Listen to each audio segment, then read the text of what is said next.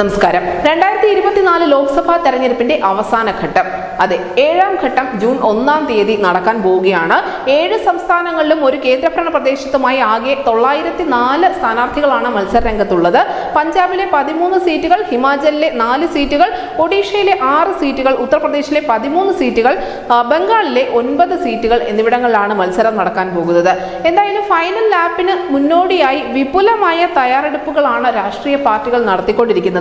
ഭരണ പ്രതിപക്ഷ പാർട്ടികളെല്ലാം തന്നെ വളരെ വിപുലമായ പ്രചരണ പരിപാടികൾ സംഘടിപ്പിക്കാനും തുടങ്ങിയിട്ടുണ്ട്. പ്രധാനമന്ത്രി നരേന്ദ്രമോദി, കേന്ദ്ര ആഭ്യന്തരമന്ത്രി അമിത്ഷാ, പ്രതിരോധ മന്ത്രി രാജ്നാഥ് സിംഗ് തുടങ്ങിയവരൊക്കെ ഇന്നലെ ഉത്തർപ്രദേശിൽ റാലികൾ നടത്തിയിരുന്നു. കോൺഗ്രസ് അധ്യക്ഷൻ മല്ലികാർജുൻ ഖാർഗെ ബീഹാറിലെ വിവിധ റാലികളുടെ ഭാഗമാകുന്നുമുണ്ട്.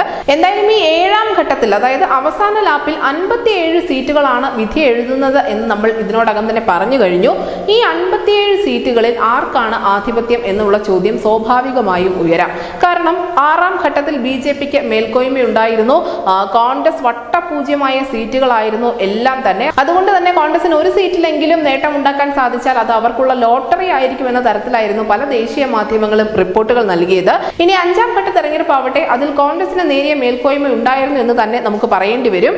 പക്ഷേ 7ാം ഘട്ടത്തിലേക്ക് വരുമ്പോൾ ഇവിടെ കാര്യങ്ങൾ കുറച്ച് വ്യത്യസ്തമാണ്. കാരണം 7ാം ഘട്ടത്തിൽ മിക്കയിടങ്ങളിലും ത്രികോണ മത്സരമാണ് നടക്കാൻ പോകുന്നത്. മാത്രമല്ല, മറ്റൊരു പ്രധാനപ്പെട്ട കാര്യം കൂടിയുണ്ട്. 28 വർഷങ്ങൾക്ക് ശേഷം പഞ്ചാബിൽ BJP ഒറ്റയ്ക്ക് മത്സരിക്കുന്നു എന്നുള്ള പ്രത്യേകത കൂടിയുണ്ട്. BJPയെ സംബന്ധിച്ച് ദക്ഷിണേന്ത്യയിൽ, തമിഴ്നാട്ടിൽ അവർ എന്ത് തന്ത്രമാണോ പയറ്റിയത് അതുതന്നെയാണ് പഞ്ചാബിലും പയറ്റുന്നത്. സഖ്യകക്ഷിയുടെ നിഴലായി ഒതുങ്ങാതെ തമിഴകത്തെ AIADMKയുടെ ഭാഗമായി നിന്നിരുന്ന BJP ഈ ലോക്സഭാ തെരഞ്ഞെടുപ്പിൽ ഒറ്റയ്ക്ക് മത്സരിച്ചു. അതേപോലെ തന്നെ പഞ്ചാബിൽ ശിരോമണി അകാലിദൾ SDയുടെ ഭാഗമായി നിന്ന BJP ഒറ്റയ്ക്ക് മത്സരത്തിന് ഇറങ്ങുന്നു എന്നുള്ള പ്രത്യേകത കൂടിയുണ്ട്. 2 സീറ്റുകൾ പഞ്ചാബിൽ BJPക്ക് ഇതിനോടകം ഉണ്ട്. അത് ഒരു 3 ഉയർത്തിയാൽ പോലും പാർട്ടിയുടെ നേട്ടമായി തന്നെ വിലയിരുത്തപ്പെടുമെന്ന കാര്യത്തിൽ ഒരു തർക്കവുമില്ല.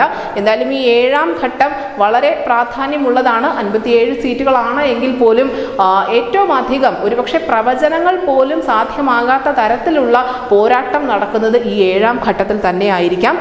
സീറ്റുകളുടെ എണ്ണം കുറവാണ് എങ്കിൽ പോലും 7ാം ഘട്ടം രാഷ്ട്രീയ പാർട്ടികളെ സംബന്ധിച്ച് അതിനിർണായകമാണ്. News desk, news India Malayalam.